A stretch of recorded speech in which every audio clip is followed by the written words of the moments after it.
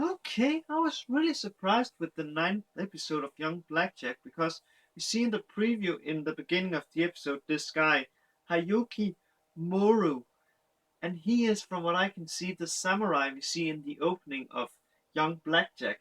So I was really surprised when I found out that he was a cripple that had lost his arms and legs in a car accident. And the reason I use quotation marks is that he actually, it wasn't an accident.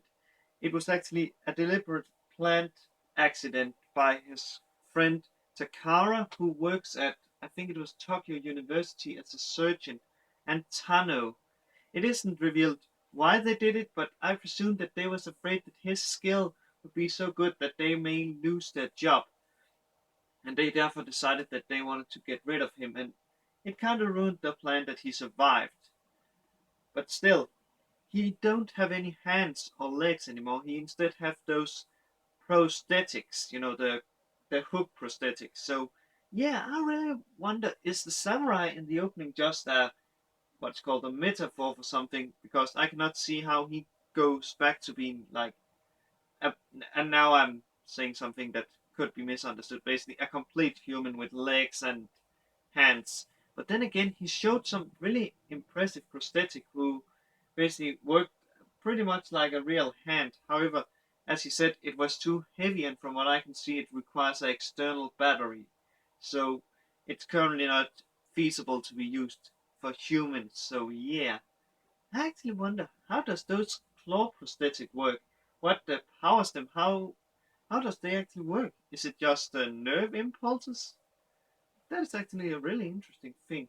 But the thing I actually thought would happen was when he showed the Hasima operation he was planning to have Takara do for him, uh, which basically made it so they drilled into his what's it called, into his body and bones, and as I understand, into his skull, basically pulled power there from. I actually had expected him to maybe build those hands, get those hands that he showed that was not feasible at the moment. But instead, he just got some universal, basically like a universal screwdriver, where he basically has like uh, what's called a scalpel, a scissor, etc. He can basically just make it. It's like a handy knife, or a Swiss army knife. Yeah, that's what it's called. Basically, where you pull one in, then you pull another out. And his legs, they also are incorporated in this. So yeah, I really was surprised to see that. I also feel bad for him because his girlfriend, or she actually came to him and asked him to marry her, even though she knew that he was a cripple, and she has actually kept doing that for a long time. And he finally said yes because he thought that he would be able to go back to being a surgeon. However, Tano, he ruins that because he managed to produce some pictures that causes the person he should do the searching on to basically reject him as a surgeon, Hakua, or Hyakki, because he don't want to be operated on by a machine, as he said, or a robot, to be more exact. So he's pretty broken up because he was so happy that he finally could marry, what is her name, Mio. So yeah, I really hope we get to see why they did it in the next episode. Man, we also see the guy that actually, to say, inspired Hakia to produce those prosthetics that they have now.